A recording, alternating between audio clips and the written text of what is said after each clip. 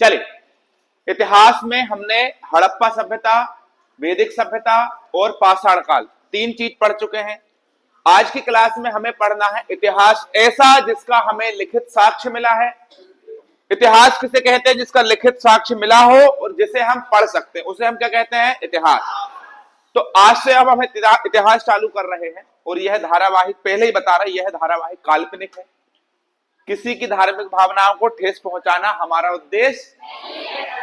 ठीक, तो इतिहास हम शुरुआत कर रहे हैं इतिहास की।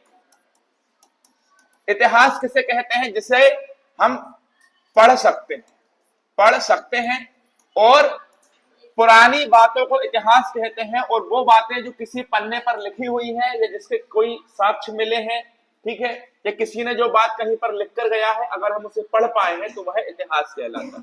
इसकी शुरुआत आज से हो रही है। पाषाण काल, प्रागैतिहासिक काल वगैरह, हड़प्पा सभ्यता, वैदिक सभ्यता हम पढ़ चुके। शुरुआत करें, चल। तो बात करेंगे इतिहास की। तो इतिहास की जानकारी हमें किससे मिलती है, पहले हम ये देखेंगे। देखो, बहुत सारी चीजें ऐसी हैं जिससे हमें जानकारी मिलती है इतिहास की। काय की जानकारी मिलती है? इतिहास। जैसे वेद, ऋग्वेद, यजुर्वेद, सामवेद, अथर्ववेद। कल थोड़ा सा मैंने पढ़ा दिया था आपको, आज कंप्लीट करेंगे पूरा। आज की क्लास टफ है, कठिन है, हो सकता है बोर हो जाओ, लेकिन अगर आज की क्लास पढ़ ली तो फिर जंग जीत जाओगे आप। फिर इसके बाद कुछ भी कठिन नहीं है। केवल इतिहास में एक ही क्लास, आज की क्लास कठिन मिलेगी आपको थोड़ी सी। तो सबसे पहले हम बात करें कि किन माध्यमों से हम इतिहास को पढ़ सकते हैं या समझ सकते हैं। तो धर्म ग्रंथ। कौन से ग्रंथ? धर्म ग्रंथ। वेद धर्म ग्रंथ ही तो है। गायत्री मंत्र किस में लिखा है? वेदों में लिखा है। सूर्य देवता का उल्लेख किस में है? वेदों में है। सावित्री का उल्लेख किस में है? वेदों में है। सोम देवता का उल्लेख किस में है? वेदों में। तो वेदों को हम धर्म ग्रंथों के माध्यम से समझ सकते हैं। और किस माध्यम से समझ सकते हैं मेरे भाई? ऐतिहासिक। कौन से ग्रंथ? ऐतिहासिक ग्रंथ। कौन से ग्रंथ? ऐतिहासिक। ऐतिहासिक ग्रंथों के माध्यम से भी हम समझ सकते हैं इतिहास को। अब ऐतिहासिक ग्रंथ क्या होते हैं? ऐतिहासिक ग्रंथ मतलब बहुत पुरानी पुरानी ऐसी किताबें या कोई अभिलेख, ठीक है। और विदेशी लोग जब भारत में आए थे, जैसे आपने सुना होगा हेनसांग भी आया था, फाहियान भी आया था, तो विदेशी लोगों के माध्यम से भी हम इतिहास को पढ़ सकते हैं, है ना। किसके माध्यम से?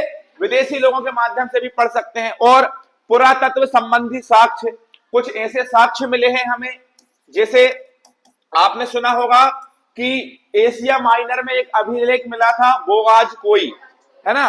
तो अभिलेख का मतलब क्या होता है? देखिए, पत्थर पर अगर खुदाई करके कुछ लिख दिया जाए उसे हम अभिलेख कहते हैं। स्तंभ लेख का मतलब ये होता है, एक सीधा का सीधा बिंब कॉलम होता है ना, जो उसे कहते हैं स्तंभ, और उसके ऊपर कुछ लिख दिया जाए तो उसे स्तंभ लेख कहते हैं। गुहा लेख किसे कहते हैं? गुफा, पहाड़ को काटकर गुफा बनाई और गुफा के ऊपर कुछ लिख दिया तो उससे क्या कहते हैं? गुहा लेख, है कि नहीं। तो अभिलेख किसे कहते हैं? पत्थर पर। जैसे देखो, आजकल कुछ लोग घर बनाते हैं तो उनने कहा डॉक्टर मोहन यादव निवास, तो ये क्या है? पत्थर पर लिखवाया उनने, क्या है ये? अभिलेख। किसी स्तंभ पर या बिंब कॉलम पर लिखा होगा तो उसे क्या कहेंगे? स्तंभ लेख। किसी गुफा के ऊपर लिखा होगा तो क्या कहेंगे? गुफा लेख। अब सबसे पहले हमें क्या पढ़ना है? धर्म ग्रंथों से मिलने वाली जानकारी। धर्म ग्रंथों से मिलने वाली जानकारी। धर्म ग्रंथ में सबसे पहले अगर हम बात करेंगे तो वेदों की करेंगे। काय की बात करेंगे? वेदों की। वेद कितने हैं? 4। वेद कितने हैं? 4। पहला कौन सा? ऋग्वेद, यजुर्वेद, सामवेद, ऋग्वेद, यजुर्वेद, सामवेद, अथर्ववेद। कितने वेद हैं टोटल? 4। RY ऐसे, इनको क्रम से याद रखना है। ऐसा नहीं करना कि यजुर्वेद पहले, सामवेद, अथर्ववेद बाद में। इसको क्रम से याद करना है, ऋग्वेद, यजुर्वेद, सामवेद, अथर्ववेद।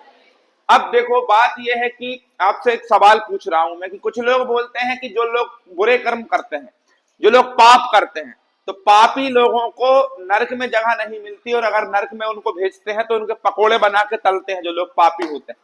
तो आप लोग मुझे ये बताओ कि अगर व्यक्ति मर जाता है तो मरने के बाद तो उसको या तो दफना दिया जाता है जिससे उसका शरीर पूरा खत्म हो जाता है कुछ सालों में, या तो उसको आग के हवाले करके उसको जला दिया जाता है। तो शरीर तो नश्वर है, शरीर तो खत्म हो गया, और आत्मा तो अमर है, तो आत्मा को तो कोई मार ही नहीं सकता, है कि नहीं, अदृश्य है वो। तो फिर पकोड़ा काय के बनाते? बेसन के। चल, तो सबसे पहले कौन सा वेद? ऋग्वेद। उसके बाद यजुर्वेद, उसके बाद सामवेद, उसके बाद अथर्ववेद। कितने वेद हैं टोटल? 4। और इन चारों वेदों को संहिता कहा गया है। क्या कहा गया है? संहिता। तो याद रखना, चारों वेदों का संकलन क्या कहलाता है? संहिता। क्या कहलाता है? संहिता। और वेदों के बारे में जो संकलन किया है, पूरे वेदों का संकलन करता है कौन है? महर्षि कृष्ण द्वैपायन वेद व्यास। तो आपसे पूछे मेरे भाई कि सभी वेदों के संकलन करता कौन थे? महर्षि कृष्ण द्वैपायन वेद। वेद कितने हैं? 4। वेदों के संकलन करता महर्षि कृष्ण द्वैपायन वेद व्यास।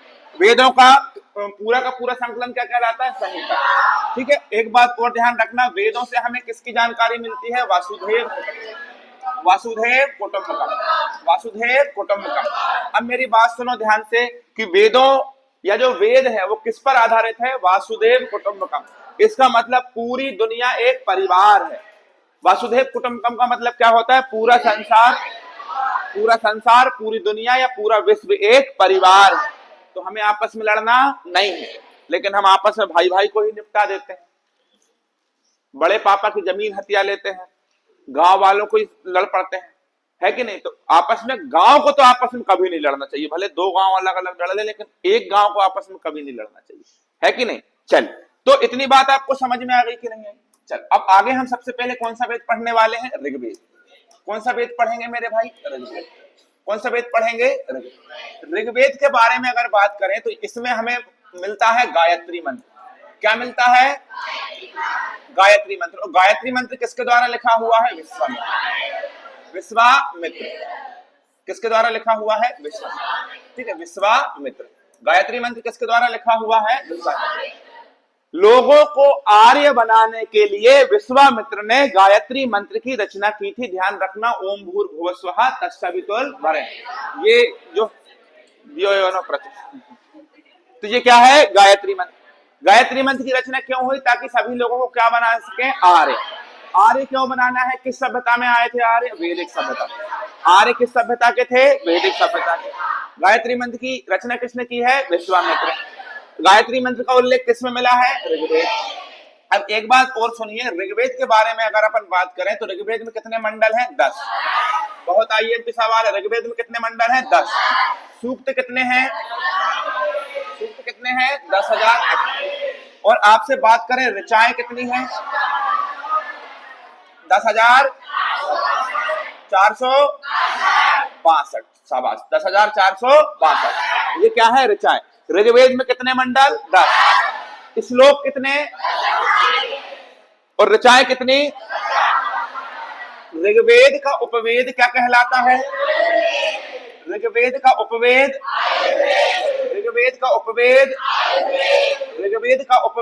आयुर्वेद। एक बात और ध्यान रखना, ऋग्वेद को पढ़ने वाला व्यक्ति क्या कहलाता है?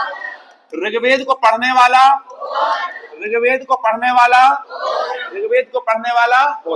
जल्दी बताएं, ऋग्वेद में कितने मंडल? 10। कितने श्लोक हैं? कितनी रचनाएं हैं? अच्छा, ऋग्वेद को पढ़ने वाला।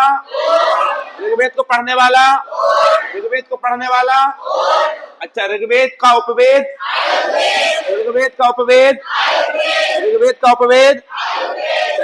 अब थोड़ा सा हम जगह बनाएंगे, इसको लाएंगे यहां पर। ठीक है, चल। अब यहां पर देखिए, अगर हम बात करें ऋग्वेद में कितने मंडल हैं भाई? 10। कितने मंडल हैं? 10। मेरे भाई 10 मंडल हैं तो पूरे 10 मंडल आपको नहीं पढ़ना, ठीक है? क्योंकि कितने सारे वेद हैं, इन सभी वेदों में अपने अपने अलग अलग मंडल है, सब कुछ याद नहीं करना। एग्जाम पैटर्न से जो आईएमपी है वो पढ़ना है। सबसे पहले हम बात करेंगे कौन से मंडल के बारे में? तीसरे मंडल। कौन सा मंडल? तीसरे मंडल में हमें जानकारी मिलती है किसकी? सूर्यदेव। किसकी? सूर्यदेव। और किसकी? सावित्री। सूर्यदेव और काय की? सावित्री। और काय की? ध्यान रखना, सूर्यदेव और सावित्री जो है, ये दोनों की जानकारी कौन से मंडल में मिलती है? तीसरे। और तीसरे मंडल में ही कौन सा मंत्र लिखा है? गायत्री। कौन सा मंत्र लिखा है? ध्यान रखिए, तो ऋग्वेद के तीसरे मंडल में कितनी चीजें हैं? 3। तीसरे मंडल में 3, एक सूर्यदेव, एक सावित्री और एक गायत्री। सूर्यदेव, सावित्री, गायत्री। सूर्यदेव, सावित्री, गायत्री। बहुत बढ़िया। अब अपन चलेंगे कौन से मंडल पे? आठवें मंडल। कौन से मंडल पे? आठवें मंडल पे ध्यान रखना, ऋग्वेद में जो हाथ से लिखी हुई रचनाएं हैं, हाथ से लिखी हुई रचना, क्या बोलोगे? हाथ से, इन्हें क्या कहते हैं? खिल। क्या कहते हैं? खिल। हाथ से लिखी हुई रचनाएं क्या कहलाती हैं? खिल। ठीक है, इसके बाद हम बात करेंगे कौन सा मंडल? नौवा। अरे कौन सा मंडल? नौवा। और नौवे मंडल में किसका है? कौन का उल्लेख है? सोमदेव। और ध्यान रखना मेरे बच्चे, सोमदेव किसके देवता हैं? वनस्पति। वनस्पति के देवता कौन है? अच्छा, मनुष्य और देवता के बीच संबंध? अग्नि। मनुष्य और देवता के बीच संबंध? अग्नि। वर्षा का देवता? इंद्र। वर्षा का देवता? इंद्र। वर्षा का देवता? इंद्र। आकाश का देवता? आकाश का देवता? आकाश का देवता? पृथ्वी और सूर्य के निर्माता? वरुण। पृथ्वी और सूर्य का निर्माता? वरुण। आंधी तूफान का देवता? मारुत। आंधी तूफान का देवता? मारुत। आंधी तूफान का देवता? अच्छा, अब आगे हम बात करेंगे कौन से मंडल की? 10वें मंडल। अच्छा, 10वें मंडल, सबसे बड़ा मंडल कौन सा है? ऋग्वेद का सबसे बड़ा मंडल कौन सा है? 10वां। सबसे बड़ा मंडल कौन सा है? 10वां। और इस 10वें मंडल में हमें क्या मिली है? वर्ण व्यवस्था। क्या मिली है? वर्ण व्यवस्था। सबसे पहले कौन? ब्राह्मण। ब्राह्मण के बाद क्षत्रिय। ब्राह्मण के बाद क्षत्रिय। उसके बाद कौन? वैश्य। वैश्य के बाद शूद्र। वैश्य के बाद शूद्र। तो बताएं सबसे पहले कौन आएगा? ब्राह्मण। फिर कौन? क्षत्रिय। फिर कौन? वैश्य। फिर कौन? शूद्र। इसमें ऋग्वेद के 10वें मंडल में ये बात लिखी हुई है कि सबसे पहले ब्राह्मण आए, जो ब्रह्मा जी के मुख से पैदा हुए। कहां से पैदा हुए? मुख से। क्षत्रिय कहां से? भुजाओं से। वैश्य कहां से? जांघों से। और शूद्र कहां से? शूद्र कहां से? बहुत बढ़िया। अब यहां पर ध्यान रखना, 3 चीजें हमें और मिली हैं। ठीक, पहले मिला है नंदी स्तुति। कौन सी स्तुति? 10वें मंडल में नंदी स्तुति, मतलब नंदी किसके वाहन है? शंकर भगवान। शंकर भगवान के वाहन कौन है? नंदी। तो नंदी की स्तुति किसमें मिली है? नंदी स्तुति। ठीक है, इसके बाद क्या मिला है? पुरुष सूक्त। कौन सा सूक्त मिला है? पुरुष सूक्त। पुरुष सूक्त क्या है बेटा? पुरुष सूक्त जो है समाज शास्त्र पर आधारित है। ठीक है, तीसरा कौन मिला है? नासदीय सूक्त। कौन मिला है? नासदीय। नासदीय सूक्त ये है क्या? ये श्लोक है। नंदी सूक्त, नंदी स्तुति सूक्त मतलब नंदी के बारे में बताता है। पुरुष सूक्त मतलब समाज के बारे में बताता है। नासदीय सूक्त मतलब ब्रह्मांड के बारे में। ये किसके बारे में बताता है? ब्रह्मांड। ठीक है, और एक है आपका सूर्य सूक्त। कौन है? हाँ, तो ये किसके बारे में बताता है? विवाह। जल्दी बताए। नंदी स्तुति नंदी, पुरुष सूक्त राष्ट्रीय सूक्त ब्रह्मांड, और सूर्य सूक्त विवाह। ये किसमें लिखी हुई है? कौन से मंडल में? 10वें। एक बात और ध्यान रखना, ऋग्वेद में इंद्र के लिए कितनी रचनाएं हैं? 250। कितनी रचनाएं हैं? 250। और अग्नि के लिए? अग्नि के लिए 200। अग्नि के लिए 200। यहाँ पर क्या समाप्त होता है? ऋग्वेद।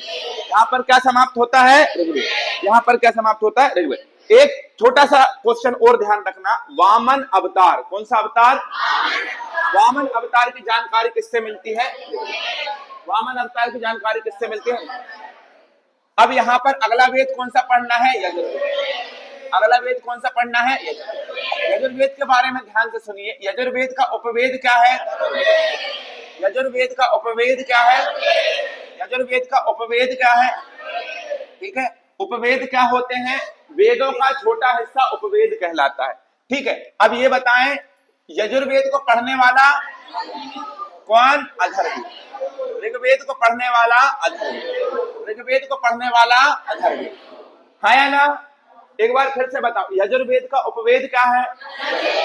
यजुर्वेद का उपवेद, यजुर्वेद का उपवेद, यजुर्वेद का उपवेद, यजुर्वेद को पढ़ने वाला कौन होगा? अब एक बात और सुने, यजुर्वेद एकमात्र ऐसा वेद है जो गध में भी है और पद में भी। गध में भी है और पद में। तो बताएं कौन सा वेद ऐसा है जो गध में भी है और पद में भी है?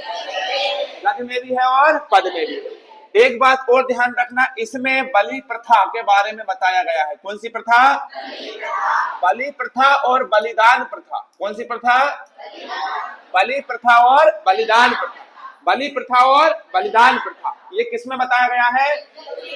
बलि प्रथा और बलिदान प्रथा किसमें बताया गया है? यजुर्वेद। आगे लास्ट आखिरी सवाल इसमें और ध्यान रखना कि यज्ञ के नियमों के बारे में किसने बताया है? जो यज्ञ होते हैं उसके क्या क्या नियम होते हैं, ये किसने बताया है? यजुर्वेद। तो गध एवं पद में कौन है?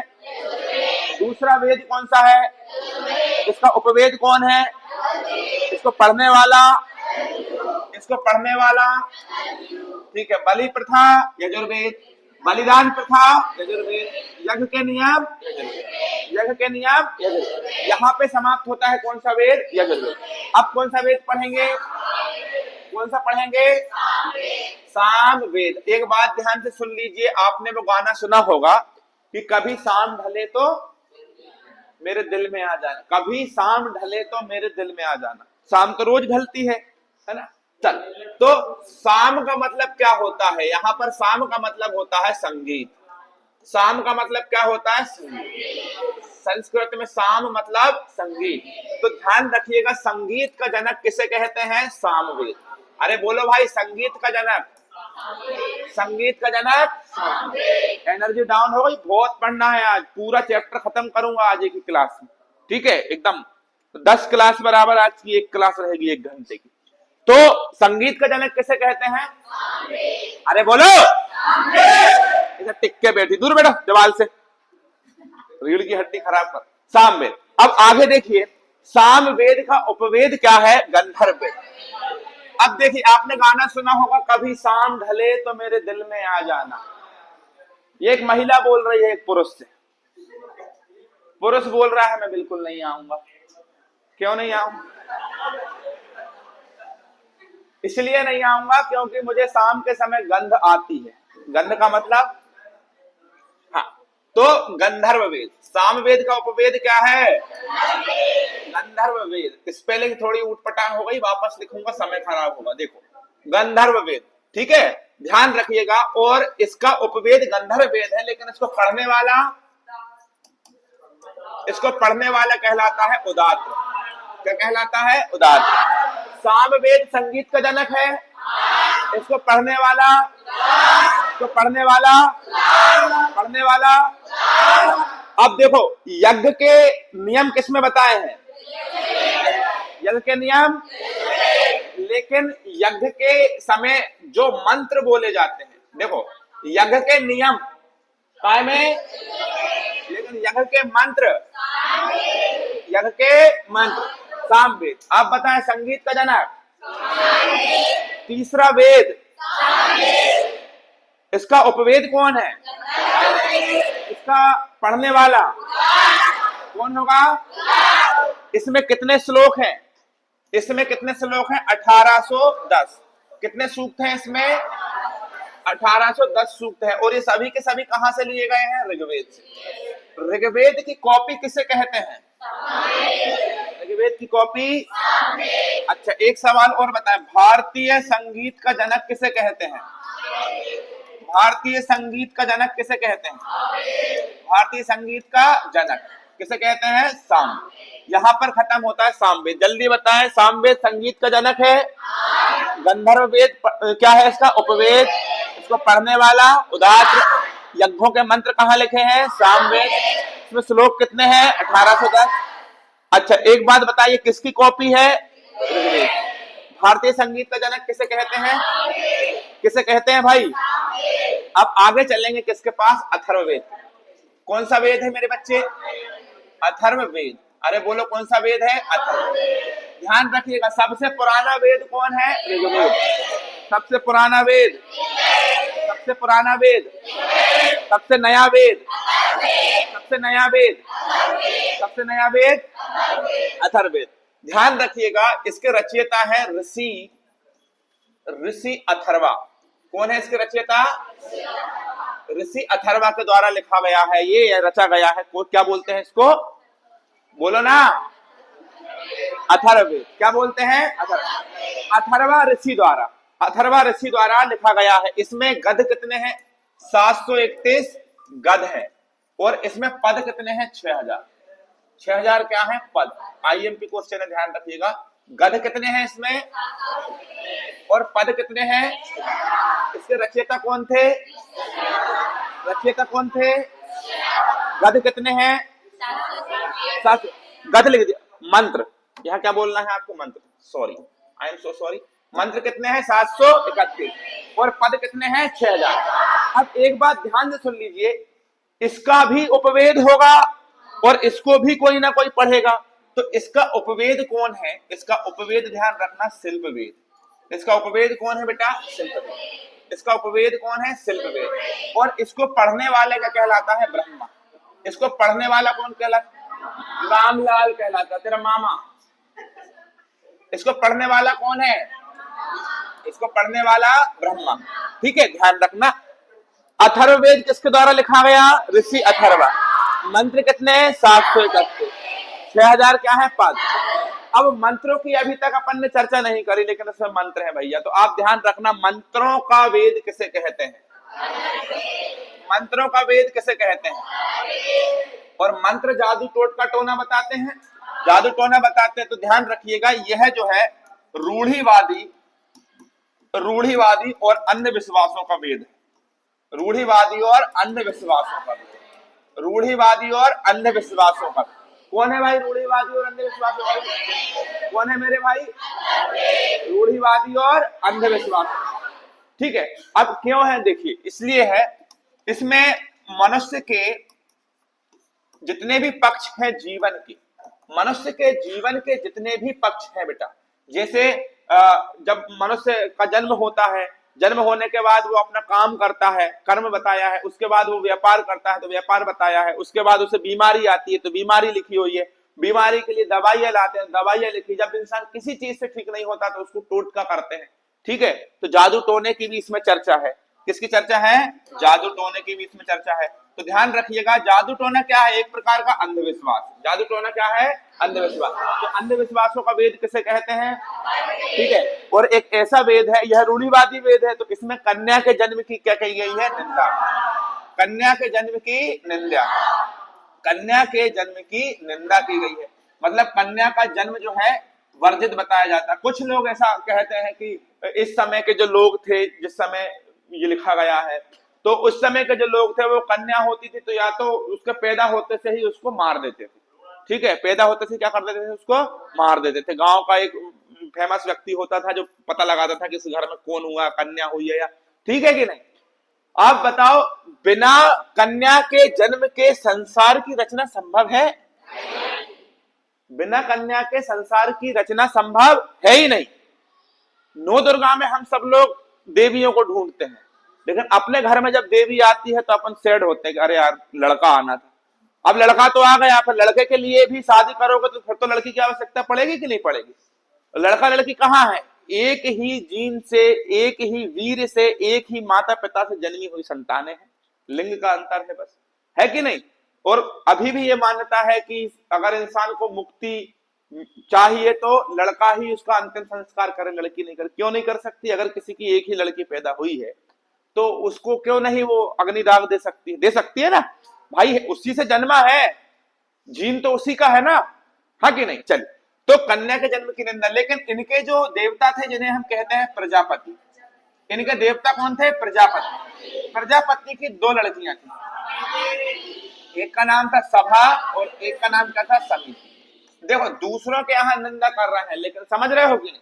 तो प्रजापति कितनी पुत्रियां थी? 2। एक कौन? सभा और एक समिति। इसमें कन्या के जन्म की निंदा की गई है क्या?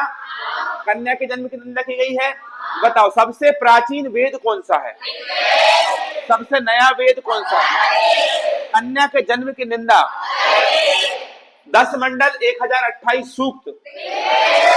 सबसे नया वेद गायत्री मंत्र, सूर्यदेव की चर्चा, गायत्री मंत्र की चर्चा, हस्तलिखित रचना, वर्ण व्यवस्था, संगीत का जनक, यज्ञ के मंत्र, यजुर्वेद की सामवेद, सामवेद, यज्ञ के मंत्र सामवेद, यज्ञ के मंत्र सामवेद। और यज्ञ के चर्चा या यज्ञ के नियम यजुर्वेद, यज्ञ के नियम, यज्ञ के नियम बहुत। इतनी बात आपको समझ में आ गई होगी भाई। अरे आ गई कि नहीं आ गई? अब एक बात ध्यान से सुनना, जो वेद यहां पर क्या होते हैं? खत्म, वेद खत्म हो गए। अब वेदों के बाद आपको पढ़ना है उपनिषद। वेदों के बाद आपको क्या पढ़ना है? ठीक है, वेदों के बाद आपको क्या पढ़ना है? उपनिषद। उपनिषदों की संख्या कितनी है? 108।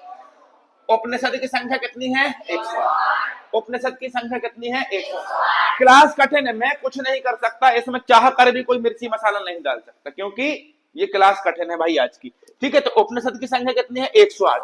आपसे पूछे 108 उपनिषदों में से सबसे मूलभूत जो उपनिषद है, मूलभूत मतलब बहुत ही ज्यादा आवश्यक, ये कितने हैं? 13।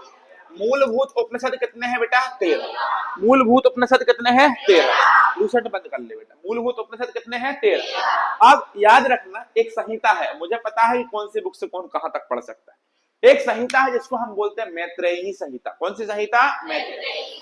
तो मैत्रेयी संहिता, मैत्रेयी संहिता, मैत्रेयी संहिता, मैत्रेयी संहिता, मैत्रेयी संहिता में सबसे ज्यादा बुरी स्थिति किसको बताई गई है? नारी।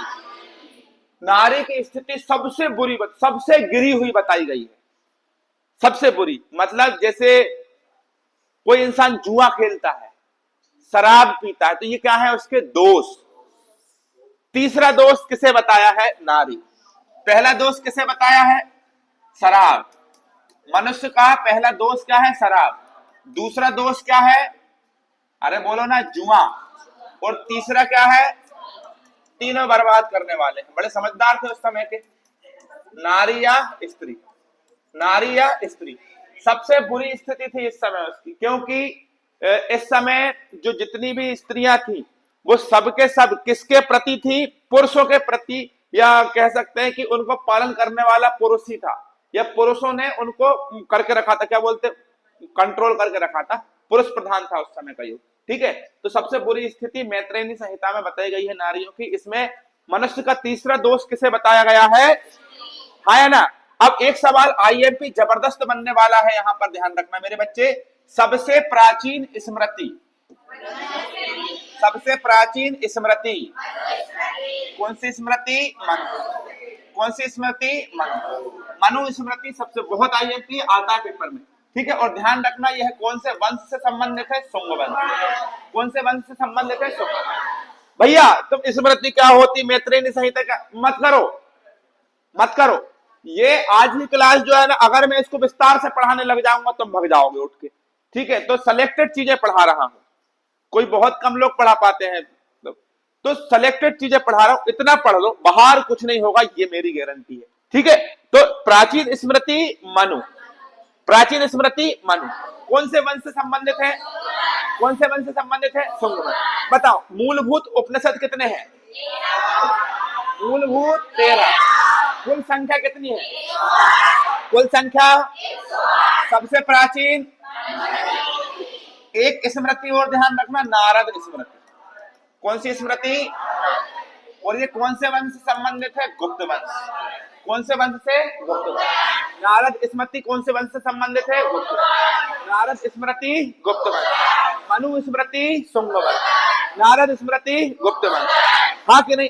अब हम बात करेंगे वेदांगों की। देखो, वेद को समझना है अगर, तो पहले वेदांग पढ़ो। वेदांग मतलब वेदों के अंग। क्या बोलोगे? वेदों के अंग। ठीक है, तो ध्यान रखना मेरे बच्चे। ठीक है, वेदांग, वेदांग क्या है भैया?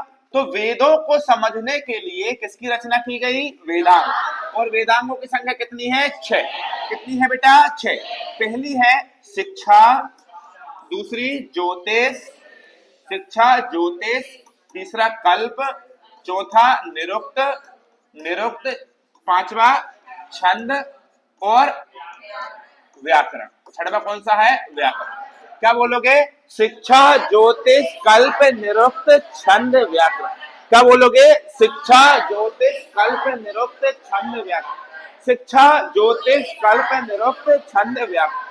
शिक्षा ज्योतिष कल्प निरुक्त छंद व्याकरण। समझ में आ गई बात? चलो अब बहुत बढ़िया समझ में आ गई है, तो चल इसको अपन यहां रख देते हैं उठा के, ठीक, इसको यहां रख। अब एक बात और देखो भैया, आगे हम पढ़ेंगे क्या, पुराण। क्या पढ़ेंगे, पुराण। पुराण, पुराणों की संख्या कितनी बताई गई है, 18। पुराणों की संख्या कितनी कितनी बताई गई है, पुराणों की संख्या 18। पुराणों के रचयिता कौन थे, तो पुराणों के रचयिता लोमहर्ष। पुराणों के रचयिता थे लोमहर्ष। लोमहर्ष एक व्यक्ति का नाम है ना, लोमहर्ष नाम के व्यक्ति ने पुराणों की रचना की। कितने पुराण है, 18। अब कुछ लोग बोलते हैं कि लोमहर्ष का एक लड़का था, इसका नाम था उग्रसभा। क्या नाम था, उग्रसभा। क्या नाम था, उग्रसभा। इन्होंने काय की रचना की है, पुराण की। तो पुराणों के रचयिता लोमहर्ष, लोमहर्ष या उग्रसभा, लोमहर्ष या उग्रसभा। अच्छा, आगे आपसे पूछे कि उग्रसभा किसके लड़के थे, लोमहर्ष। पुराणों की संख्या, पुराणों की संख्या, पुराणों की संख्या 18। अब एक बात और ध्यान रखना, सबसे पुराना बहुत आईएमपी, बहुत ही ज्यादा आईएमपी है, ध्यान रखिएगा मेरे भाई। सबसे पुराना पुराण अगर पूछ ले तो ध्यान रखना मत्स्य पुराण। कौन सा पुराण है बेटा, मत्स्य पुराण। सबसे पुराना पुराण कौन सा है, मत्स्य पुराण, ठीक है। और ये किससे संबंधित है, आंध्र सातवाहन वंश। कौन से वंश से, आंध्र सातवाहन वंश से संबंधित है। कौन से वंश से संबंधित है, आंध्र सातवाहन वंश। कौन से, आर्य। अब आपसे एक और सवाल पूछेगा कि भाई देखो मत्स्य पुराण तो है, लेकिन एक पुराण और है जिसे विष्णु पुराण कहते हैं। कौन सा पुराण है बेटा, विष्णु पुराण। और विष्णु पुराण किससे संबंधित है, गुप्त वंश, सॉरी मौर्य वंश। किससे संबंधित है, हाँ, तो बताओ विष्णु पुराण किससे संबंधित है, मौर्य वंश। मत्स्य पुराण सबसे पुराना पुराण, सबसे पुराना। आखिरी एक और याद रख लो, वायु पुराण। वायु पुराण किससे संबंधित है, गुप्त वंश। कौन से वंश से, गुप्त वंश। वायु पुराण कौन से वंश से, बिल्कुल। आपको याद हो रहा है, थोड़ा भी याद, 1% भी याद हो रहा है तो तुम किंग हो, क्योंकि ये प्राचीन भारत का सबसे खतरनाक चीज पढ़ रहे हो भाई, आसान नहीं है, सो जाते हैं लोग। 1% याद हो रहा है तुम किंग हो। 2 बार देख लेना वीडियो, यूट्यूब पर डल जाएगी, 3 बार देख लेना, 4 बार, 10 बार देखना, याद जरूर करना। पेपर में क्वेश्चन सेलेक्टेड बनेंगे यहां से। सबसे पुराना पुराण मत्स्य पुराण। वायु पुराण किससे संबंधित है, गुप्त वंश से। मत्स्य पुराण, विष्णु पुराण, ठीक है, बहुत बढ़िया। ये बताओ उपनिषदों की संख्या 108। मूलभूत उपनिषद, मैत्रेयी संहिता में किसकी स्थिति बुरी थी, नारी। अच्छा, शराब जुआ के बाद तीसरा दोष, नारी, स्त्री। वो खुद ही बोल रही है, स्त्री। प्राचीन स्मृति, मनु किस वंश से संबंधित है, सोम।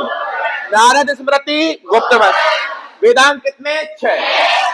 इनको याद रख, शिक्षा, ज्योतिष, कल्प, निरुक्त, छंद, व्याकरण। शिक्षा, ज्योतिष, कल्प, निरुक्त, छंद, व्याकरण। शिक्षा, ज्योतिष, कल्प। अब हम पानी पी ले, पढ़ लो एक बार जल्दी उसको।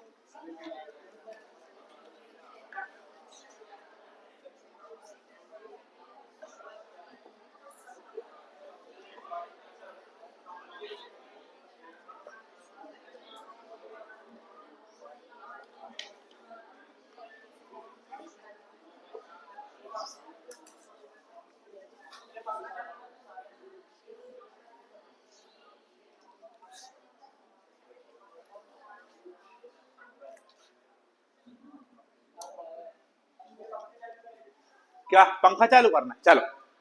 अब यहां पर देखो, वेद पढ़ लिए पूरे, वेदांत पढ़ लिए पूरे, उपनिषद पढ़ लिए पूरे, पुराण पढ़ लिए पूरे, सब कुछ पढ़ लिया, इससे ज्यादा नहीं। अब आपसे पूछी जाएंगी पुस्तक। क्या पूछी जाएंगी, पुस्तक। बहुत सारी ऐसी पुस्तकें थी जिनसे हमें प्राचीन इतिहास के बारे में अच्छी अच्छी बातें जानने को मिलती है। बहुत सारी पुस्तकें ऐसी थी, ठीक है। तो सबसे पहले एक बात सुनिए, हम क्या पढ़ने वाले हैं, पुस्तक। और पुस्तक जरूर आएंगी, जरूर आएंगी और जरूर ही आएंगी, तो ध्यान रखना।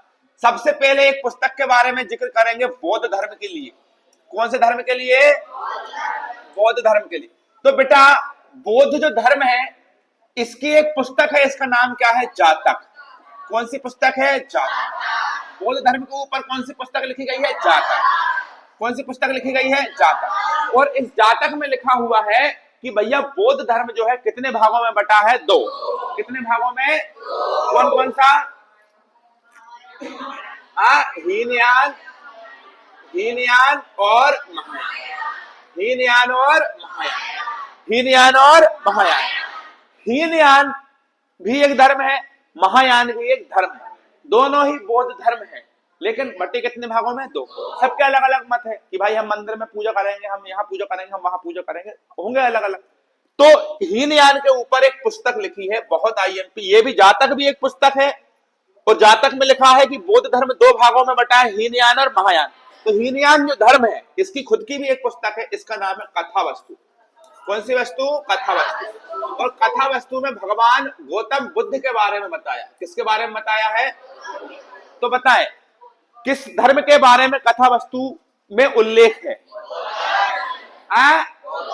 अच्छा, बुद्ध के जीवन की चर्चा कौन सी पुस्तक में है? किसमें? जातक। बौद्ध धर्म के कितने भाग हैं? हीनयान और, हीनयान और एक और धर्म की हम बात करेंगे। कौन सा धर्म? जैन। कौन सा धर्म है बेटा? जैन। और जैन धर्म के बारे में ध्यान से सुन लीजिए, ये भी दो भागों में बटा है। पहला कौन सा? हीनयान, और दूसरा कौन सा? महायान। हीनयान, ओ सॉरी, अरे तुम्हारी भाभी को याद करने लगे। श्वेतांबर और दिगंबर, श्वेतांबर और, श्वेतांबर और दिगंबर। कितने भाग हैं इसके? दो। किसके? किसके? जैन। जैन धर्म कितने भागों में बटा है? दो। श्वेतांबर और दिगंबर, श्वेतांबर और दिगंबर, श्वेतांबर और दिगंबर। एक बात ध्यान से रखना, याद रखना कि जैन धर्म के सबसे महत्वपूर्ण जो देवता, जिनको बोलते हैं कि कथावाचक या प्रमुख जो थे, वो कौन थे? 24वें स्वामी, 24वें नंबर के। इनमें तीर्थंकर चलते थे। इनमें कौन चलते थे? तीर्थंकर। इनका नाम था महावीर स्वामी। कौन सा स्वामी? महावीर। कौन सा स्वामी? महावीर। तो जैन धर्म के 24वें तीर्थंकर कौन थे? बौद्ध धर्म कितने भागों में बटा है? कौन कौन सा? अच्छा, और जैन धर्म कौन कौन से? इनके 24वें तीर्थंकर कौन थे? इसकी जानकारी कहां से मिलती है? इसकी जानकारी मिलती है एक पुस्तक जिसका नाम है कल्प सूत्र। कौन सी सूत्र है बेटा? कल्प। ये क्या है? एक पुस्तक। और इससे हमें जानकारी मिलती है कि जैन धर्म के 24वें तीर्थंकर कौन थे? महावीर। कौन थे? महावीर। तो ये तो पुस्तकें हो गई जैन धर्म और बौद्ध धर्म की, हाँ या ना? इसके अलावा भी और भी ढेर सारी पुस्तकें। भैया पीछे बाबूजी, भूरा क्या हो रहा है बेटा?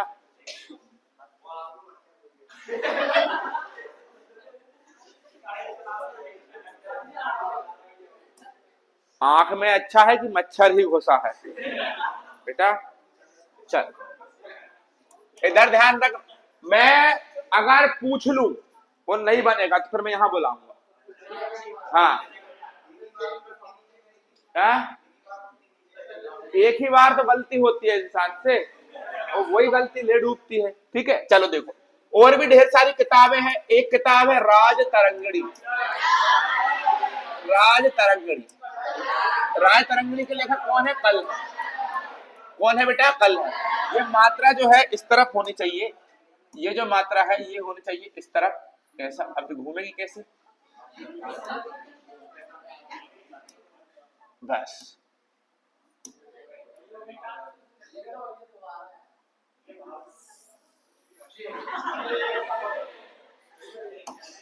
ठीक है, राज तरंगिणी। ठीक है, राज तरंगिणी के लेखक कौन थे? कल है। भारत की पहली ऐतिहासिक किताब, भारत की पहली ऐतिहासिक किताब, मतलब भारत के ऊपर अभी तक कोई किताब नहीं लिखी थी। सबसे पहले अगर भारत का जिक्र है किसी किताब में तो वो राज तरंगिणी। राज तरंगिणी भारत की पहली ऐतिहासिक पुस्तक। इसको कल्हड़ ने लिखा था और ये भारत के जम्मू कश्मीर राज्य पर आधारित। कौन से राज्य पर आधारित है? किस राज्य पर आधारित है? जम्मू। खैर अब तो जम्मू कश्मीर राज्य नहीं है, क्या हो गया? केंद्र शासित प्रदेश। कौन हो गया बेटा? अब देखिए एक और ध्यान रखना, अष्टाध्यायी। अष्टाध्यायी के लेखक कौन है? पाणिनि। कौन है मेरे भाई? पाणिनि। ठीक है, अष्टाध्यायी के लेखक कौन है? पाणिनि। राज तरंगिणी के लेखक कल्हड़। भारत की पहली किताब किसने लिखी? किस राज्य पर आधारित है? एक किताब और है चचनामा। कौन है बेटा? चचनामा। चचनामा, चचनामा, चचनामा के लेखक कौन है? अली अहमद। अली अहमद। कुछ लोग बोलते हैं चचनामा के लेखक अली अहमद है। सही चल रहा ना ये? चचनामा के लेखक कौन है? अली अहमद। लेकिन कुछ लोग ये बोलते हैं कि चचनामा का लेखक अज्ञात है। ठीक है। भारत पर पहला अटैक हुआ था, अरबी अटैक, अरब के लोगों ने किया था 712। 712 मोहम्मद बिन कासिम। क्या नाम था? मोहम्मद। ईरान इराक से आया था, भारत के सिंध प्रांत में, अभी वर्तमान में पाकिस्तान, तो पाकिस्तान पर अटैक किया था मोहम्मद बिन कासिम ने पहला 712 ईस्वी में। और राजा दाहिर था वहां का, दाहिर को मतलब पूरी संपत्ति छुड़ा के और लूटपाट करके चला गया था। ठीक है। तो ये 712 भारत में पहला अरबी अटैक 712 में हुआ था, जिसकी जानकारी मिलती है काय में? चचनामा। तो अभी केवल चचनामा नाम की किताब और उसका लेखक याद कर लो। आगे अपन चलेंगे पढ़ने के लिए, तो मैं पूरा डिटेल में पढ़ाऊंगा कि आक्रमण क्यों हुआ था, उनने इसका जहाज लूट लिया था दाहिर के कुछ चोर लुटेरों ने। ठीक है। तो सारी चीजें पढ़ाएंगे आगे। चचनामा के लेखक कौन है? अली अहमद। भारत पर पहले अरबी अटैक की जानकारी किससे मिलती है? चचनामा। किससे मिलती है? एक किताब और है जिसका नाम है अर्थशास्त्र। कौन सी किताब है? अर्थशास्त्र। और अर्थशास्त्र के लेखक कौन है? अर्थशास्त्र के लेखक कौन है? कौटिल्य। और कौटिल्य के एक और नाम है विष्णुगुप्त। एक और नाम क्या है? विष्णुगुप्त। और कौटिल्य को ही कहते थे चाणक्य। क्या कहते थे? चाणक्य। इसने कौन सी किताब लिखी है? अर्थशास्त्र। लेकिन वर्तमान में जो हम इकोनॉमिक्स पढ़ते हैं, जो अर्थशास्त्र पढ़ते हैं, वो नहीं लिखी। अगर आपसे पूछे कि आधुनिक अर्थशास्त्र किसने लिखी? Adam Smith. आधुनिक अर्थशास्त्र किसने लिखी? आधुनिक अर्थशास्त्र किसने लिखी है? Adam Smith. किसने लिखी है? Adam Smith. ध्यान रखना बेटा, है ना? चलो, तो राजतरंगिणी के लेखक कौन है? अष्टाध्यायी के पाणिनि। अर्थशास्त्र के कौटिल्य। अर्थशास्त्र के कौटिल्य। आधुनिक अर्थशास्त्र के, आगे ध्यान रखना, द प्रिंस, बहुत आईएमपी किताब है ये, द प्रिंस। ये किसने लिखी थी? मैकियावेली। किसने लिखी थी? द प्रिंस किसने लिखी भाई? मैकियावेली। अरे हाँ या ना? एक और किताब है गार्गी संहिता। कौन सी किताब? गार्गी संहिता। ये किसने लिखी? कात्यायन। ये किसने लिखी है? कात्यायन। गार्गी संहिता किसने लिखी? कात्यायन। राजतरंगिणी, अष्टाध्यायी, चचनामा, अर्थशास्त्र, आधुनिक अर्थशास्त्र, द प्रिंस, गार्गी संहिता। एक और किताब है जिसका नाम है महाभाष्य। बहुत आईएमपी किताब है, बहुत ही ज्यादा। महाभाष्य लेखक कौन है? पतंजलि। बहुत ज्यादा आईएमपी किताब है, बहुत ही ज्यादा आईएमपी किताब है। महाभाष्य के लेखक कौन है? पतंजलि। महाभाष्य के लेखक कौन है? पतंजलि। और ध्यान रखना, यह किसके दरबारी कवि थे? पुष्यमित्र शुंग के। किसके? पुष्यमित्र शुंग। पुष्यमित्र शुंग। पुष्यमित्र शुंग के दरबारी कवि कौन थे? पतंजलि। ठीक है। पतंजलि ने कौन सी किताब लिखी है? महाभाष्य। कौन सी किताब लिखी भाई? कौन सी किताब लिखी है? अब ये जो किताबें लिखी है, ये लेखक भी होंगे, हाँ कि नहीं? तो अब हम पढ़ेंगे लेखकों के बारे में। बहुत सारे ऐसे, जैसे चीन से आया था हेनसोंग आया था, फाइयान आया था, संयुगन आया था, इत्सिंग आया था, बहुत सारे लेखक आए थे। तो अब सभी लेखकों को हमको पढ़ना है। तो चालू करें। किताबें पढ़ने के बाद क्या पढ़ेंगे? लेखक। अब आप ये मैं सोच रहे भैया आपने कम किताबें पढ़ाई, किताबें तो बहुत 200-250। उस समय जो किताबें लिखी गई थी, उस समय की किताबें हमने पढ़ ली। समय के बांटते हुए हमने किताबों को भी बांटा है। आगे जैसे जैसे किताब लिखी जाएंगी वैसे वैसे किताबें पढ़ते जाएंगे। बोर लग रहा है? नींद आ रही है? टीना, बुरा तो नहीं लग रहा बेटा? चल, अब देखो, सबसे पहले हम बात करेंगे किसके बारे में? फाइहान। किसके बारे में बात करेंगे? फाइहान। भाई देखो, ये फाइहान क्या, कौन था ये फाइहान? ये लेखक। फाइहान कौन था? फाइहान कौन था? लेखक। ये कहां से आया था? चीन से। कहां से आया था? चीन से। और किसके दरबार में आया था? चंद्रगुप्त द्वितीय के दरबार में। चंद्रगुप्त द्वितीय के, किसके दरबार में? चंद्रगुप्त। कहां से आया था ये? चीन से। इसने क्या कहा? इसने कहा कि सबसे सुखी और समृद्ध जनता दुनिया की सबसे सुखी और समृद्ध जनता जो है, वो जलवायु जो है, वो मध्य प्रदेश की। कहां की है? मध्य। तो संसार की सबसे सुखी और समृद्ध पब्लिक या जनता कहाँ का बताया है इसने, कहाँ की बताइए, फाहियान। फाहियान कौन था, चीन का एक लेखक। किसके दरबारी कवि था, या किसके दरबार में आया था, मध्य प्रदेश की जनता को सुखी किसने बताया, फाहियान। किसने बताया। इसके बाद एक और व्यक्ति आया, संयोगन, भारत में आया। कौन आया, संयोगन। तो आपसे पूछे भैया संयोगन कौन था, आपसे पूछ ले, क्या पूछ ले, संयोगन कौन था, तो आप बोलना भैया संयोगन भी एक चीन से आया हुआ लेखक था। कहां से आया हुआ लेखक था, चीन। ठीक है, ज्यादा डिटेल पढ़ने की आवश्यकता नहीं। अब आपसे पूछे भैया कि और कौन आया था, तो और आया था हैनसॉन्ग। कौन आया था बेटा, हैनसॉन्ग आया था। हैनसॉन्ग, हैनसॉन्ग किसके दरबार में आया था, हर्षवर्धन। किसके दरबार में आया, हर्षवर्धन। हर्षवर्धन के दरबार में कौन आया, हैनसॉन्ग। ये भी कहां से आया, चीन से। कहां से आया, चीन से। यहां लिख दे रहे हैं लेखक, ये सब के सब लेखक कहां से आए, चीन से। हैनसॉन्ग किसके दरबार में आया, हर्षवर्धन। हाँ, उस समय ये तक्षशिला विश्वविद्यालय कहां पर है, कहां है, हाँ कि नहीं, सॉरी तक्षशिला बोला, नालंदा। तक्षशिला वर्तमान पाकिस्तान में है। बिहार में दो है, नालंदा और विक्रमशिला। तो ये आया और इसने नालंदा विश्वविद्यालय में पढ़ाई करी। इसने नालंदा विश्वविद्यालय में पढ़ाई करी। कहां करी, नालंदा विश्वविद्यालय। नालंदा विश्वविद्यालय में जब ये पढ़ रहा था तो उस समय वहां के जो अध्यापक थे, जो प्राचार्य बोलते ना, जैसे कुलपति। कौन, कुलपति। तो नालंदा विश्वविद्यालय के कुलपति उस समय थे शीलभद्र। कौन थे भाई, शीलभद्र। कौन थे, शीलभद्र। शीलभद्र ने इसको एडमिशन दिया, इसको पढ़ाया लिखाया, सब कुछ किया। ये पूरी भारत की जो शिक्षा थी उस जमाने की, पूरी भारत की जो शिक्षा थी उस जमाने की, ये पूरी अच्छी अच्छी शिक्षा लेके और फिर कहां चला गया, चीन। कहां चला गया बेटा, चीन चला गया। ठीक है, अब इसने जितनी भी यात्राएं करी, जितना भी भ्रमण किया, ये पूरा भ्रमण जाना जाता है इसकी रचना या इसकी किताब, जिसका नाम था सी यू की। क्या बोलोगे, सी यू की। आप समझदारी देखिए उस जमाने के लोगों को। हमारे देश में इंग्लिश चलती है, आप भी जानते हैं। आज तक हम इंग्लिश से कितने परेशान हैं। इंग्लिश पी सकते हैं लेकिन इंग्लिश पढ़ नहीं सकते। तो सुनो, उस जमाने के लोग भारत में आकर हिंदी सीखते थे और हिंदी सीखने के बाद यहाँ पर पढ़ाई करते थे और चाइना की भाषा में वो किताब को लिख देते थे और वहां जाकर शिक्षा देते थे और पैसा कमाते थे ऐसा करके। ठीक है, तो इसने यहाँ पर जब आया था ना, तो कौन से देवता की पूजा की थी, तो इसने पूजा की थी किसकी, भगवान शंकर की। किसकी पूजा की थी, शिव। भगवान शिव की पूजा, देखो कितनी पुरानी बात है। शिव की पूजा की थी और किसकी पूजा की थी, सूर्य की पूजा की थी।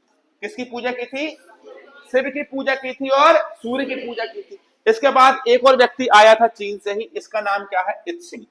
इसका नाम क्या है, इत्सिंग। क्या नाम है इसका, इत्सिंग। ये भी भारत आया, चीन से ही आया, और ये भी नालंदा विश्वविद्यालय में बौद्ध धर्म की दीक्षा, बौद्ध धर्म का ज्ञान लेकर गया। नालंदा और विक्रमशिला दोनों विश्वविद्यालयों में ये पढ़ा था। क्या नाम था इसका, अरे क्या नाम था इसका, इत्सिंग। क्या नाम था इसका, इत्सिंग। जल्दी बताओ, चार लोग आए थे। कौन, पहला कौन, फाहियान, इत्सिंग, संयोगन और हैनसॉन्ग। ठीक है, फाहियान ने मध्य प्रदेश की जनता को क्या बताया है। फाहियान किसके दरबार में आया, चंद्रगुप्त द्वितीय। किसके दरबार में आया, चंद्रगुप्त द्वितीय। अच्छा, मध्य प्रदेश की जनता को सुखी समृद्ध बताया। संयोगन किसके दरबार में, चंद्रगुप्त द्वितीय के दरबार में। ठीक है, ये चीनी लेखक था। हैनसॉन्ग किसके दरबार में, हर्षवर्धन के दरबार। नालंदा कुलपति उस समय कौन थे, शीलभद्र। इसका यात्रा वृतांत किस नाम से जाना जाता है, इसने किसकी पूजा की, शिव। और कौन आया, कौन आया, इत्सिंग। ये कौन से विश्वविद्यालय में पढ़ा, नालंदा और विश्व। तो ये सब लेखक वो थे जो कहां से आए थे, चीन से। अब देखो भैया, कुछ ऐसे भी लेखक थे जो कहां से आए थे, अरब से। तो अब हम आपको पढ़ाएंगे कहां के लेखक, अरबी लेखक। कहां के लेखक पढ़ाएंगे, अरबी। अरे बोलो, कहां के लेखक पढ़ाएंगे। सबसे पहला अरबी लेखक था अल-बरूनी। कौन था बेटा, अल-बरूनी। अल-बरूनी, आपको पता है भारत पर 17 बार अटैक किसने किया, महमूद गजनवी। किसने किया, महमूद गजनवी। कितनी बार अटैक किया, 17 बार। कितनी बार अटैक किया, 17 बार। इसके साथ कौन आया था, अल-बरूनी। इसके साथ कौन आया था, अल-बरूनी। कौन आया था, अल-बरूनी। अल-बरूनी ने एक किताब लिखी, इसका नाम था किताब-ए-हिंद। क्या नाम था, किताब किताबे हिंद। इसको और क्या कहते हैं? तहकीक ए हिंद। क्या कहते हैं? तहकीक ए हिंद। क्या कहते हैं? तहकीक ए हिंद। या हम इसे कहते हैं भारत की खोज। भारत की खोज हिंदी में बात करें तो क्या बोलेंगे? भारत की खोज। हाँ, तो महमूद गजनबी भारत में आया, उस समय अलबरूनी भारत में आया, इसने क्या लिखा? किताबे हिंद या तहकीक हिंद या भारत की खोज। हाँ कि नहीं? अब मेरी एक बात सुनो, महमूद गजनबी का भारत पर पहला अटैक कब हुआ था? सन 1000 में। कब हुआ था? 1000। सन 1000। यहां पर एक बात समझ में नहीं आती, सन 1000 में पहला अटैक हुआ और इसके 1025 तक लगभग कितने अटैक हुए? 16। और आखिरी अटैक हुआ 1026 में।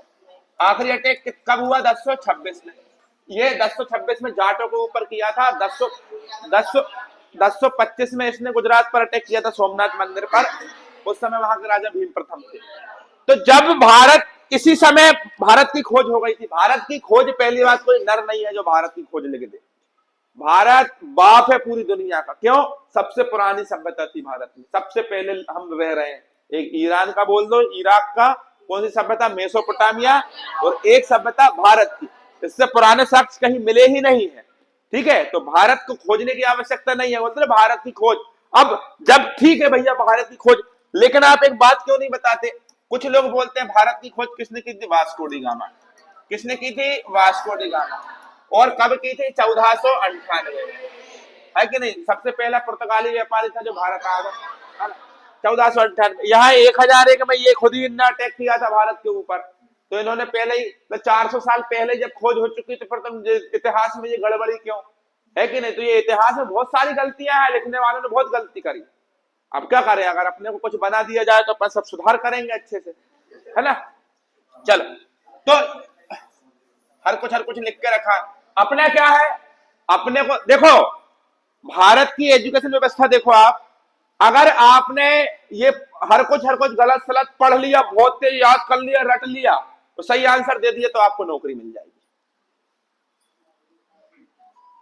व्यवहारिक जीवन में आपको क्या ज्ञान मिला? साइन थीटा बटे कोस थीटा बराबर टेन थीटा। ये कभी काम आया तुम्हारे जीवन में?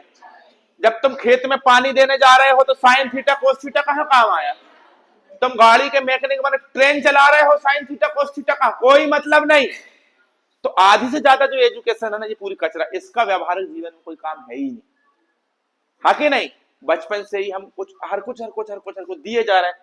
क्या जरूरत है इस इतिहास को पढ़ने की भाई साहब? है कि नहीं? चलो, अब आगे अगर अपन बात करें, इस व्यक्ति ने जब अलबरूनी भारत आया तो इसने ये किताब लिखी, भारत की खोज। ठीक है, अब एक बात और सुनो, इसने इस किताब में भारत में राजपूत शक्ति के बारे में बताया। कौन सी शक्ति के बारे में? राजपूत शक्ति समृद्ध है, शक्तिशाली है, और भारत के अधिकांश क्षेत्रफल पर इसका मतलब रोब है, कह सकते हैं कि मतलब शासन करती है। राजपूत शक्ति का जिक्र तो आपसे पूछे कि तहकीक ए हिंद किताब ए हिंद में किस शक्ति का प्रयोग हुआ है? राजपूत पावर। राजपूत पावर को उस समय बहुत अच्छे से दिखाया है। ठीक है, देख लो कितने पुराने थे राजपूत भी। राजपूत देखो कितने पुराने थे उस समय, मतलब शासन चलता था राजपूतों का पूरे देश में। तो पुराने, अभी आप बोले ये आप राजपूत हो इसलिए राजपूतों की बड़ाई कर रहे हैं। हमने ब्राह्मणों की भी की है, जो मिलता है सबकी करते हैं। इब्ने बतूता, आपने वो गाना सुना होगा ना, इब्ने बतूता बगल में जूता उड़ जावे चिड़िया फुर, है ना? तो इब्ने बतूता सुनो, ये किसके दरबार में आया था? मोहम्मद बिन तुगलक। किसके? मोहम्मद। पागल, रक्त पिपासु, पढ़ा लिखा विद्वान इसी को कहते हैं।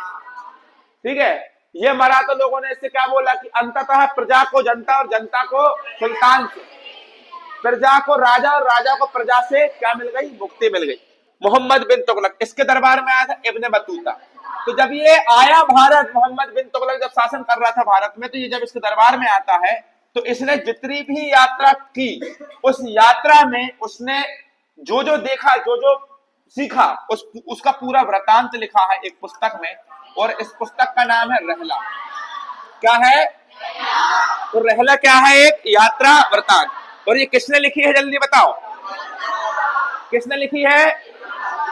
इसकी एक किताब पढ़ के मोहम्मद बिन तुगलक इसको काजी नियुक्त कर देते हैं। क्या नियुक्त कर देते हैं? काजी नियुक्त कर देते हैं। अब देखो, ये इतनी अरबी लेखक समझ लिए अपन ने। अरबी लेखक कितने हैं? 2। अब हम पढ़ेंगे कहां के लेखक? यूनानी। यूनान कहां का देश है? यूरोप का। यूनान कहां का देश है? यूनानी। वर्तमान में इसका नाम क्या है? ग्रीस। इस यहां से भी भारत में कुछ लेखक आए थे। यहां से भी भारत में कुछ लेखक आए। सबसे पहला लेखक था टेसियस। कौन था? टेसियस। तो सबसे पहला लेखक यूनानी जब भारत आया तो इसका नाम क्या था? टेसियस। टेसियस। ये कहां का राजवेद था? ईरान। कहां का था? ईरान। यूनानी है, लेखक है यूनान का, लेकिन ईरान में रहता था। ठीक है, तो इसने ईरान का आपसे अगर पूछे टेसियस कौन था, तो ईरान का राजवेद था। टेसियस कौन था? ईरान का। एक और लेखक है, इसका नाम है हेरोडोट्स। क्या नाम है? हेरोडोट्स। हेरोडोट्स को हम क्या कहते हैं? इतिहास का पिता। इतिहास का पिता किसे कहते हैं? इतिहास का पिता किसे कहते हैं? हेरोडोट्स। इसने एक किताब लिखी है हिस्टोरिका। कौन सी किताब लिखी है? हिस्टोरिका। और हिस्टोरिका नाम की जो किताब है, हिस्टोरिका नाम की जो किताब है, इस किताब में इन्होंने फारस और फारस के साथ भारत दोनों के जो रिश्ते थे उस जमाने में, उनको क्या किया है? लिखा है। कौन सी किताब में? हिस्टोरिका। और हिस्टोरिका बुक को ही हम क्या कहते हैं कि भाई इस बुक को लिखने के कारण हेरोडोट्स को कहते हैं इतिहास का पिता। क्या कहते हैं? इतिहास का पिता। ठीक है, एक व्यक्ति और था, सिकंदर। जब सिकंदर भारत में आया था तो इसके साथ कितने लोग आए थे? 3। कितने लोग आए थे? 3। सबसे पहले आने सिक्रेटस। आने सिक्रेटस। आने सिक्रेटस। दूसरा था ऑस्टियोबुलस। ऑस्टियो, खतरनाक नाम है, ऑस्टियोबुलस। और एक कौन था? नरियाकस। एक कौन था? नरियाकस। नरियाकस सिकंदर का जल सेनापति था। क्या था? जल सेनापति। कौन था? जल सेनापति। अरे बोलो कौन था? भारत में जब सिकंदर प्रवेश करता है पूरी दुनिया जीत के आने के बाद, तो भारत में इसका सामना पोरस से हो जाता है। किससे हो जाता है? पोरस, जम्मू कश्मीर के पास, चिनाब नदी। तो जैसे ही सामने होता है सिकंदर का, तो पोरस सिकंदर को कड़ी टक्कर देता है। उस समय सिकंदर की सेना कई सारे युद्धों को जीत चुकी थी, थक चुकी थी। तो सिकंदर जो है भाई साहब वहां पर फिर मर जाता है। सिकंदर ने जब मरा था तो उसने मरने से पहले उसने देखा कि यार साला पूरी दुनिया जीत ली, पूरी दुनिया। कहते हैं कि सिकंदर की जब सेना किसी देश से निकलती थी ना, तो उसके घोड़ों की धूल में पूरे देश की धूमिल हो जाता था। मतलब इतनी बड़ी सेना थी उसके पास। मतलब बनमुड़ा आता ना, बनमुड़ा तूफान, ऐसा निकल जाता तूफान, कुछ नहीं बचता वहां। देखो तो ऐसा जाता था सिकंदर। मतलब कोई राजा की हिम्मत नहीं कि उससे टक्कर ले ले। भारत में पोरस ने उससे टक्कर ले ली, लौटते समय मर गया था सिकंदर। जब वो मरा तो उसने बोला कि जब मुझे दफनाया जाए, है ना, तो जब मैं सैया पर लेटूं और जब मुझे आप ले जाओ तो मेरे दोनों हाथ को कहां लटका देना? नीचे। क्यों लटका देना नीचे? कि पूरी दुनिया जीतने के बाद देखो मैं खाली हाथ जा रहा हूं। ये कौन ने बोला था? सिकंदर। ध्यान रखिएगा। सिकंदर के कितने सेनापति थे? 3। सिकंदर कितने लेखक थे? 3। और नरियाकस कौन था भैया? जल सेनापति। कौन था? जल सेनापति। ठीक है, चलिए अब आगे चलेंगे। बस बेटा, बस खत्म हो जाएगा। 15 मिनट और दे दो। 15 आज इसको पूरा कंप्लीट कर देंगे, फिर बायोलॉजी पढ़ना है ना। बस 10 मिनट और दे दो। ठीक है, चलिए। तो इसके बाद सिकंदर के बाद अब हम अगला पढ़ेंगे मेगास्थनीज। किसे पढ़ेंगे मेरे बच्चे? मेगास्थनीज के बारे में ध्यान से सुन लेना। मेगास्थनीज ने कौन सी किताब लिखी है? इंडिका। मेगास्थनीज ने कौन सी किताब लिखी है? कौन सी किताब लिखी थी? इंडिका। और ध्यान रखना, मेगास्थनीज जो था ये चंद्रगुप्त मौर्य के दरबार में आया था। किसके दरबार में आया था? चंद्रगुप्त मौर्य के दरबार में। किसके दरबार में आया? और ये आया कहां से था? Seleucus Nicator. सेल्यूकस निकेटर कौन था? राजा। सेल्यूकस निकेटर का दरबारी कवि था। कौन था? दरबारी कवि। सेल्यूकस निकेटर का दरबारी कवि कौन था? मेगास्थनीज। सेल्यूकस निकेटर का दरबारी कवि कौन था? किसके दरबार में आया? चंद्रगुप्त मौर्य। चंद्रगुप्त मौर्य अलग है, चंद्रगुप्त द्वितीय, चंद्रगुप्त प्रथम ये अलग है। सब पढ़ेंगे, आप चिंता नहीं करना। ठीक है, एक और है, इसका नाम है टालिमी। टालिमी। टालिमी ने कौन सी किताब लिखी? और एक और है प्लिनी। एक और है प्लिनी। कितने और बचे हैं? 2। बस खत्म। भारत का भूगोल अगर कोई किताब ने लिखी है तो वो किसने लिखी है? टालिमी। कौन? भारत का भूगोल। भारत का भूगोल किसने लिखा है बेटा? टालवी। भारत का भूगोल टालवी। और नेचुरल हिस्ट्री किसने लिखी है? नेचुरल हिस्ट्री किसने लिखी भाई? किसने लिखी? प्लिनी। यहाँ पर होते हैं पूरे लेखक समान। बोलिए सत्यनारायण भगवान की जय। अब ये तो लेखक थे, बस आपको 5 मिनट और दे दीजिए मुझे। ये हो गए पूरे कंप्लीट हो गए। अब लेखक पढ़ लिए, किताबें पढ़ ली, वेद पढ़ ली, जिनसे हमें इतिहास की जानकारी बची। एक चीज और पढ़ लो जिसे हम कहते हैं अभिलेख। क्या? अभिलेख। अभिलेखों से भी हमें भारत की इतिहास की जानकारी मिलती है। बस बेटा आज कल से आपको मजा आ जाएगा। जैन धर्म पढ़ेंगे, बौद्ध धर्म पढ़ेंगे, शैव धर्म पढ़ेंगे। मजे कल से मजा ही मजा है आपका, परसों से, सोमवार से। ठीक है, चल अब हम आगे पढ़ेंगे जल्दी से। देखो यहाँ क्या पढ़ेंगे? अभिलेख। क्या पढ़ेंगे बेटा? अभिलेख। क्या पढ़ेंगे मेरे बच्चे? अभिलेख। ठीक है, अभिलेख पढ़ेंगे। अभिलेखों के बारे में अगर अपन बात करें तो अभिलेखों का पितामह किसे कहते हैं? Alexander Cunningham. क्या नाम था इनका? अलेक्जेंडर। क्या नाम है बेटा? Alexander Cunningham. अलेक्जेंडर कनिंघम को क्या कहते हैं? अभिलेखों का पितामह। अभिलेखों का पितामह किसे कहते हैं? अलेक्जेंडर। देखो आप एक बात सुनो, एशिया माइनर मतलब मध्य एशिया में अगर हम बात करें, एशिया माइनर की, एशिया, भारत कौन से महाद्वीप में है? एशिया। तो एशिया माइनर में या मध्य एशिया की हम बात करें तो यहाँ पर एक अभिलेख मिला है। इसका नाम क्या है? बोगाज कोई। क्या नाम है बेटा? बोगाज कोई। कितने समय की क्लास हो गई? 1 घंटा हुआ, बस 5 मिनट हो। ठीक है, तो एशिया माइनर अभिलेख कहां से मिला है? बोगाज, हाँ I am sorry, Asia minor नाम की जगह से एक अभिलेख मिला है, बोगाज कोई। इस बोगाज कोई नाम के सुनो, आप बोलते हैं ना, देखो यहाँ पे इस इतने पुराने अभिलेख में कौन कौन से देवी देवता? इंद्र के बारे में बताया है। इंद्र और मित्र और वरुण, और क्या? नासत। और क्या बेटा? नासत। इंद्र मित्र वरुण नासत्य। इंद्र मित्र वरुण नासत्य। इंद्र मित्र वरुण नासत्य। इनके बारे में या इनके नाम कहां से मिले हैं? बोगाज कोई। कहां से मिले हैं बेटा? कहां से मिले हैं? कहां से मिले हैं? बोगाज कोई। अब एक बात सुनो जरा ध्यान से, आपसे अगर पूछे कि भैया सिक्कों पर सबसे पहले लेख किसने लिखा? सिक्कों पर। किस पर? सिक्कों पर। उस समय जो सिक्के चलते थे उस पर लेख लिख लेते थे। तो यवन शासकों ने। कौन से शासकों ने? कौन से शासकों ने? ठीक है, अब एक बात और सुनो, जो प्राचीन सिक्के होते थे, प्राचीन सिक्के, प्राचीन सिक्कों को क्या कहा जाता है? आहत। प्राचीन सिक्कों को क्या कहा जाता है? आहत। और अगर साहित्य लिख रहे हैं, क्या लिख रहे हैं? साहित्य, तो साहित्य में सिक्कों को क्या कहते हैं? कसारपन। साहित्य में सिक्कों को क्या कहा जाता है? कसारपन। प्राचीन सिक्कों को क्या कहते थे? आहत। प्राचीन सिक्कों को क्या कहते थे? प्राचीन सिक्कों को क्या कहते थे? आहत। साहित्य में सिक्कों को क्या कहते थे? कसारपन। भारत में सबसे पहले कौन आए?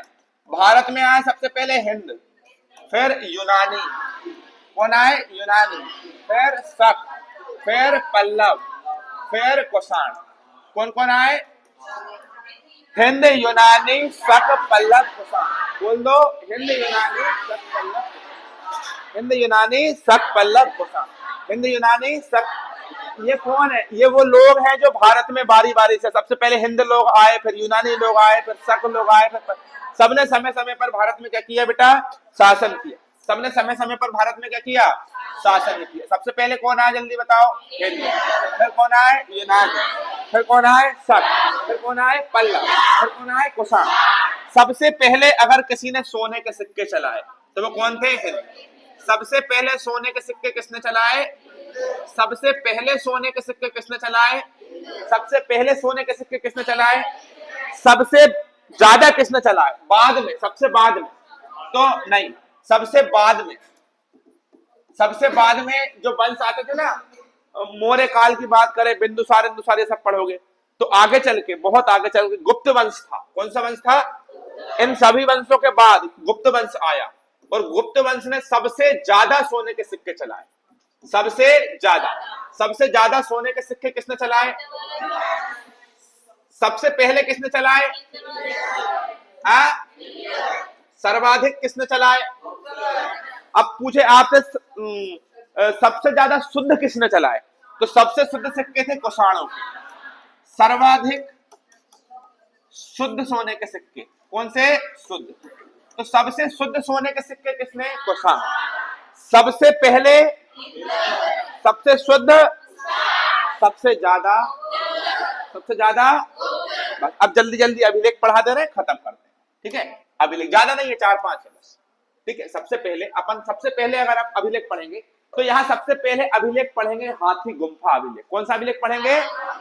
हाथी। आपसे पूछा जाएगा कि भैया हाथी गुम्फा अभिलेख, हाथी गुम्फा अभिलेख किसने बनवाया? तो आप बताना कलिंग के राजा खारवेल। किसने बनाया? कलिंग के राजा खारवेल, कलिंग के राजा खारवेल, कलिंग के राजा खारवेल। इनसे कौन सा अभिलेख बनवाया? हाथी गुम्फा। बोलो, हाथी गुम्फा अभिलेख किसने बनवाया? कलिंग राजा, कलिंग राजा खारवेल, कलिंग राजा। आपसे पूछे, आपसे पूछे कि भैया हाथी गुम्फा के बाद जूनागढ़ अभिलेख किसने बनवाया? जूनागढ़। तो आप बताना रुद्रदामन। किसने बनवाया? दामन कैसा लिखा था यार? रुद्रदामन। जूनागढ़ किसने बनवाया? जूनागढ़ किसने बनवाया? आपसे पूछे कि गौतमी, क्या नाम है उसका? नासिक। ओके, नासिक अभिलेख, नासिक अभिलेख किसने बनवाया? गौतमी बंसी, गौतमी बंसी। नासिक अभिलेख किसने बनवाया? गौतमी बंसी। नासिक अभिलेख किसने बनवाया?